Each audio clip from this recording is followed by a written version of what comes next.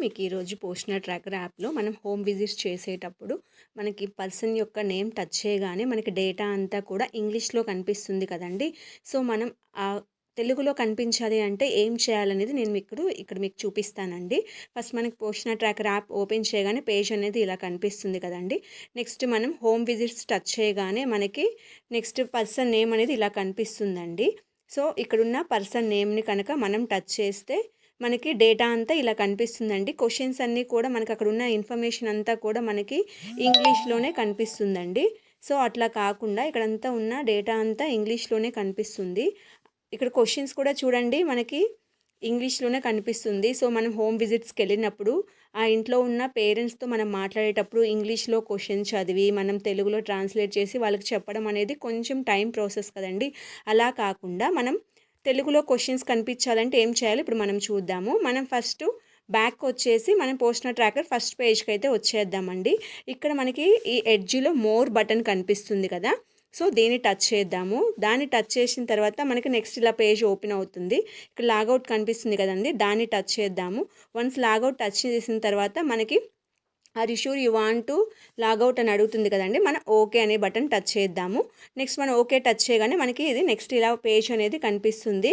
ఈ పేజ్లో మనకి ఇక్కడ పైన ఇంగ్లీష్ అనే లాంగ్వేజ్ కనిపిస్తుంది కదండి. దాన్ని టచ్ చేద్దాము.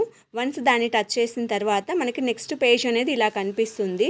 ఇప్పుడు మనకి హోమ్ విజిట్స్ చేసేటప్పుడు క్వశ్చన్స్ అనేవి డేటా అంతా తెలుగులో కనిపించాలి కాబట్టి నేను తెలుగు ఎదురుగా ఇలా టచ్ చేశానండి. సో, ఇక్కడ గ్రీన్ మార్క్ అయితే టిక్ మార్క్ పడింది. ఇప్పుడు మనకి ఇక్కడ కన్ఫర్మేషన్ చేస్తే మనకి నెక్స్ట్ ఇలా అయితే ఓపెన్ అవుతుంది. ఇప్పుడు చూడండి మనకి డేటా అంతా ఇక్కడ అంగన్వాడీ వర్కరు, రిమైనింగ్ సూపర్వైజర్, లబ్ధిదారుడు ఇలా మొత్తం కూడా ఇప్పుడు తెలుగులోనే కనిపిస్తుందండి. సో, మళ్ళీ మనము యాజ్ యూజువల్‌గా మనం లాగిన్ అవ్వాలి. ఇక్కడ లాగిన్‌ని టచ్ చేద్దాము. తర్వాత లాగిన్ అయిన తర్వాత మనకిక్కడ మన ఫోన్ నెంబర్ వేయాలండి. ఇక్కడ మన ఫోన్ నెంబరు అండ్ మన పాస్వర్డ్ ఎంటర్ చేయాలి. సో, ఎంటర్ చేసిన తర్వాత మళ్ళీ ఇప్పుడు నెక్స్ట్ పేజ్ అనేది ఇలా ఓపెన్ అవుతుందండి. ఇప్పుడు చూడండి ఇక్కడున్న డేటా అంతా మనకి తెలుగులోనే కనిపిస్తుంది. లబ్ధిదారులు, రోజువారీ ట్రాకింగ్, గృహ సందర్శనలు. అంటే ఇక్కడున్న డేటా అంతా ఇప్పుడు మనకి కంప్లీట్‌గా తెలుగులోనే కనిపిస్తుంది. ఇప్పుడు మనం గృహ సందర్శనలు గనక టచ్ చేసినట్లయితే ఇక్కడ నేమ్ అనేది మాత్రం ఇక్కడ ఇంగ్లీష్‌లోనే ఎందుకు కనిపిస్తుందంటే మనం ఎంటర్ చేసేటప్పుడు నేమ్‌ని మనం ఇంగ్లీష్‌లోనే స్పెల్లింగ్స్‌తో ఇంగ్లీష్‌లోనే ఎంటర్ చేశామండి. సో, అందుకనే నేమ్ అనేది ఇంగ్లీష్‌లోనే కనిపిస్తుంది. కానీ ఇక్కడ తల్లి పేరు అనేది మాత్రం తెలుగులో కనిపిస్తుంది చూడండి. సో, మళ్ళీ నేను ఆ పేరు దగ్గర టచ్ చేశాను. నెక్స్ట్ ఇక్కడ చూడండి ఇప్పుడు మనకి కావాల్సిన డేటా అంతా తెలుగులోనే కనిపిస్తుంది. ఇక్కడ లబ్ధిదారునికి వీడియో చూపించండి, పిల్లల పెరుగుదల అంచనా వేయడం, కార్యక్రమం తీవ్రమైన పోషకాహార లోపాన్ని గుర్తించడం మరియు నివారించడం, అనారోగ్య సమయంలో ఆహారం. సో, ఇక్కడున్న డేటా అంతా కూడా మనకి తెలుగులోనే కనిపిస్తుంది. లాస్ట్ బటన్ ఇక్కడ మనకి తదుపరి ఉంది కదండి. దాన్ని టచ్ చేద్దాము. దాన్ని టచ్ చేసిన తర్వాత మనకి ఇప్పుడు నెక్స్ట్ పేజ్ ఓపెన్ అవుతుంది. ఈ పేజ్లో ఉన్న డేటాని మనం వాళ్ళ పేరెంట్స్ని అడిగి మనం ఇక్కడ ఎస్ అయితే ఎస్, నో అయితే నో అనేది మనం టచ్ చేయాలి. ఇక్కడ చూడండి మనకి ఇక్కడ ఏం కనిపిస్తుంది, పిల్లవాడు అతను లేదా ఆమె వయసు ప్రకారం తగినంత పూర్వక ఆహారాన్ని తీసుకుంటున్నారా. సో, అవును అని మనం టచ్ చేసినట్లయితే మనకి ఇక్కడ వాళ్ళు రొట్టె, అన్నం, పప్పు ధాన్యాలు, కూరగాయలు, పాల ఉత్పత్తులు, మాంసం, చేపలు, చికెను ఇలా అంతా తింటున్నారా లేదా అని వాళ్ళ పేరెంట్స్‌ని అడిగి ఎక్కడ తింటున్న వాటి బాక్స్ ఎదురుగా మనం ఇలా టచ్ చేయాలండి. సో, వన్స్ అలా టచ్ చేసిన తర్వాత నెక్స్ట్ ఇంకా క్వెషన్స్ ఉన్నాయి చూడండి. బిడ్డకు కూడా తల్లిపాలు ఇస్తున్నారా? ఇక్కడ నేను చేస్తున్నది 1 సంవత్సరం 1 ఇయర్ 9 మంత్స్ బేబీకి చేస్తున్నానండి. సో, ఇక్కడ మనకి బిడ్డకి తల్లిపాలు ఇస్తున్నారో లేదో వాళ్ళ పేరెంట్‌ని అడిగి ఎస్ అయితే ఎస్, నో అయితే నో సబ్మిట్ చేయండి. తర్వాత నెక్స్ట్ ఇక్కడ కొన్ని క్వెషన్స్ ఉన్నాయి కదా! ఈ క్వెషన్స్ కూడా పేరెంట్స్‌ని అడిగి మనము డేటా అంతా ఇక్కడ అవును అయితే అవును, కాదు అయితే కాదు అని టచ్ చేసి లాస్ట్‌లో సమర్పించు అనే దాన్ని మనం టచ్ చేయాలి. సో, అలా టచ్ చేసినట్లయితే మనకి ఇక్కడ చూడండి బాగా చేశారు, మీరు ఇంటి సందర్శన విజయవంతంగా పూర్తి చేశారు, తిరిగి వెళ్ళండి అంటే మళ్ళీ మనం నెక్స్ట్ పేజ్‌కి అయితే వెళ్ళాలి. సో, ఇప్పుడు వెల్ డన్ మనం చేసిందంతా కంప్లీట్ అయిపోయింది వర్క్ అంతా.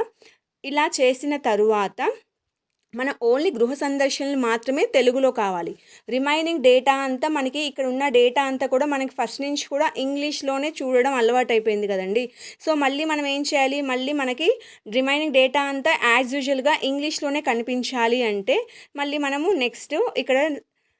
నెక్స్ట్ పేజ్‌లో మనకి అక్కడ మరిన్ని అనేది కనిపిస్తుంది కదండీ. దాన్ని టచ్ చేస్తే ఇక్కడ లాగౌట్ చేయండి దీన్ని టచ్ చేయాలి. అలా కనుక మనం టచ్ చేసినట్లయితే లాగౌట్ అవుతాము. సరే అని టచ్ చేయాలి. ఇక్కడ మనకి మీరు రద్దు చేయండి, లేదంటే సరే, మనం సరే అని టచ్ చేద్దాము. సో అలా టచ్ చేసిన తర్వాత మనకి ఇలా అయితే ఓపెన్ అవుతుందండి. ఇప్పుడు మళ్ళీ ఇక్కడ మనం లాంగ్వేజ్ని చేంజ్ చేసుకోవాలనుకుంటున్నాం కాబట్టి మళ్ళీ ఇక్కడ టచ్ చేయాలి.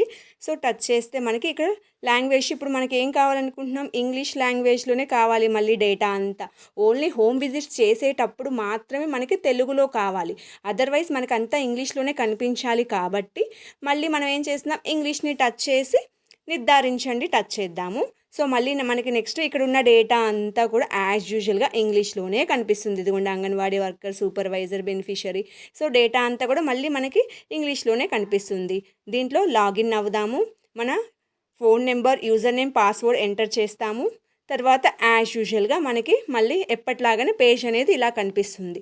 మనం ఈ ప్రాసెస్లో హోమ్ విజిట్స్ చేసేటప్పుడు క్వశ్చన్స్ అనేవి తెలుగులో కనిపిస్తూ డేటా అంతా మనకి తెలుగులోనే అర్థం అవ్వాలి, లాంగ్వేజ్ని మార్చుకోవాలి అనుకుంటే ఈ వేలో చేసినట్లయితే మనకి ఈజీగా వర్క్ అనేది కంప్లీట్ అవుతుందండి. So thank you for watching.